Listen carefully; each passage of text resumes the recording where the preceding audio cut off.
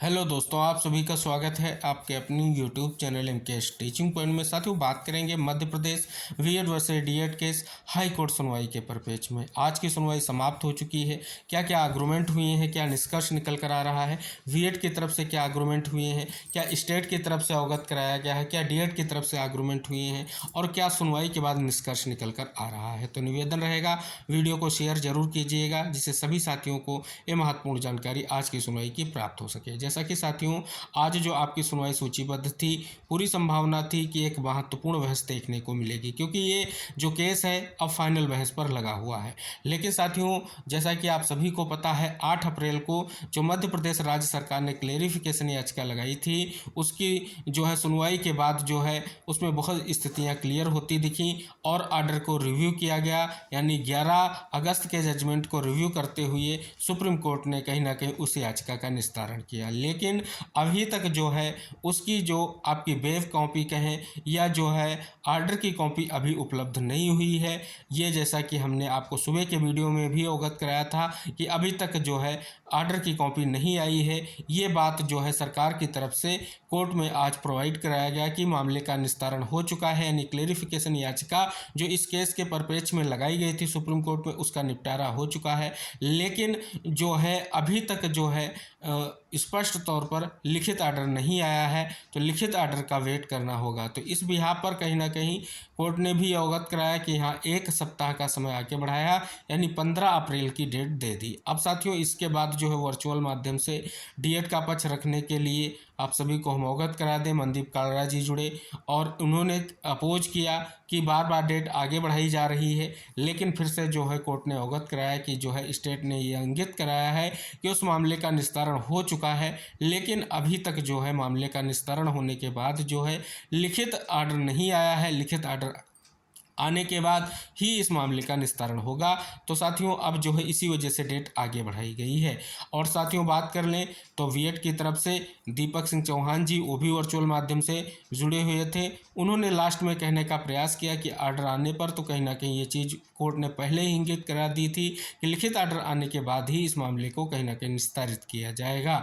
और साथियों, बात कर लें जो स्पष्ट तौर पर मनदीप कालरा जी ने कहीं ना कहीं जो निस्तारण हुआ है उसकी बातों को कोर्ट के सामने रखा और उत्तराखंड का जो मामला सुप्रीम कोर्ट में सुनवाई हुई थी 8 अप्रैल को, उसकी भी बात उन्होंने कोर्ट के सामने रखी। हालांकि साथियों, इससे ज़्यादा प्रभाव नहीं दिखा और स्पष्ट तौर पर जस्टिस ने इंगित कराया कि हम इस मामले को जो है आगे आपके 15 अप्रैल को सुनते हैं। तो यानी कहीं ना कहीं जो पहले टेंटेटिव डेट 16 और 15 की दिख रही थी, उसी को कहीं ना कहीं निस्तारण की स्थितियां होंगी। लेकिन अगली सुनवाई जो अब होगी वो महत्वपूर्ण होगी, क्योंकि ये फाइनल बहस को लेकर के केस लगा हुआ है। इसके अलावा अगर बात कर रहे हैं, वर्चुअल माध्यम से राधिका जालोन मैम जुड़ी हुई थी।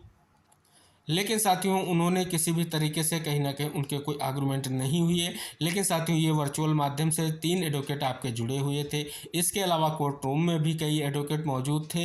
लेकिन आज की सुनवाई में हमने जैसा कि आपको स्थिति स्पष्ट की थी कि अभी तक आर्डर की कॉपी नहीं आई है, तो क्या आज सुनवाई होगी, क्या आज फाइनल बहस होगी, क्योंकि इसी केस के परिप्रेक्ष्य को लेकर के ये क्लेरिफिकेशन लगाया गया है। हालांकि साथियों, आप सभी को पता है कि जस्टिस ने स्पष्ट किया कि जो चीज़ें इंगित कराई गई हैं कोर्ट में, वो कहीं ना कहीं लिखित आर्डर आने के बाद जो है उन पर जो भी निष्कर्ष निकलेगा उस बिहार पर आपकी फाइनल बहस भी होगी और इस केस का निपटारा भी किया जाएगा।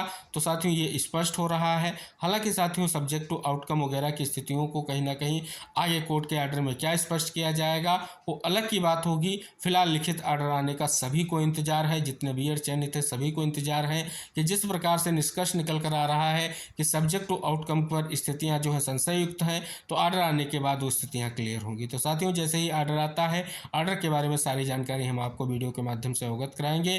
फिलहाल साथियों, जो आज की सुनवाई हुई है सिर्फ और सिर्फ यही केंद्र रहा है कि क्लेरिफिकेशन याचिका का आर्डर नहीं आया है, इस वजह से आज की सुनवाई को जो है आगे बढ़ाया गया है। तो साथियों, स्पष्ट हो रहा है कि अब 15 अप्रैल को एक महत्वपूर्ण बहस आपके इस केस की देखने को मिलेगी। तब तक के लिए आप सभी को अपनी तैयारियां रखनी है। आर्डर आने के बाद उस पर विधिक राय लेना है कि किस प्रकार से क्या निष्कर्ष निकल कर आ रहा है और आगे आपको अब समय मिला है तो इसमें आपको ऑर्डर आने के बाद चाहे वो चयनित बीएड हो चाहे डीएड हो, वो सभी अपना पक्ष रखने का पूरा प्रयास करेंगे। और क्योंकि साथियों ये केस बहुत ही महत्वपूर्ण है और इस केस की महत्वपूर्णता की वजह से ही सरकार ने कहीं ना कहीं एक क्लेरिफिकेशन याचिका लगाई थी। अब उसका निष्कर्ष जो भी निकल कर आएगा, ऑर्डर आने के बाद जो है सुनवाई होगी, सुनवाई के बाद कोर्ट डिसाइड करेगा कि आखिर क्या निष्कर्ष की स्थितियां रहेंगी। तो ये चीज़ें आप सभी के सामने कहीं ना कहीं आज की सुनवाई से निकल कर आ रही हैं, तो जो सारी चीज़ें आप सभी को स्पष्ट हुई होंगी। आशा करेंगे इस वीडियो को सभी साथियों तक शेयर करें। इसके अलावा अगर बात करें तो कोई भी आर्गूमेंट आज कोर्ट में नहीं हुआ है, सिर्फ और सिर्फ सुनवाई में इतना ही निष्कर्ष निकला है। 4 से 5 मिनट की सुनवाई का निष्कर्ष बस सारे ही कहा जाएगा, क्योंकि साथियों 2 ही मिनट में कहीं ना कहीं कोर्ट ने डिसाइड कर दिया था कि ऑर्डर आने पर ही हम चीज़ों को स्पष्ट करेंगे। उसके बाद जो है वर्चुअल माध्यम से कालरा सर जुड़े और उन्होंने अपनी बात को कहीं ना कहीं कहने का प्रयास किया, जिसके कारण 2 से 3 मिनट और सुनवाई आगे बढ़ी। फिलहाल साथियों आज की अगर बात करें तो सुनवाई में नेक्स्ट डेट की ही कहीं ना कहीं स्थिति स्पष्ट हुई है। तो पूरी संभावना है कि 15 अप्रैल को एक महत्वपूर्ण सुनवाई होगी और फाइनल आर्गूमेंट जरूर होंगे। तो मिलते हैं साथियों नेक्स्ट अपडेट के साथ, तब तक इस वीडियो को शेयर करके चैनल से जरूर जुड़ें, जिससे सारी महत्वपूर्ण जानकारी आपको आसानी से प्राप्त होती रहे। मिलते हैं नेक्स्ट अपडेट के साथ, तब तक के लिए बाय बाय, टेक केयर साथियों।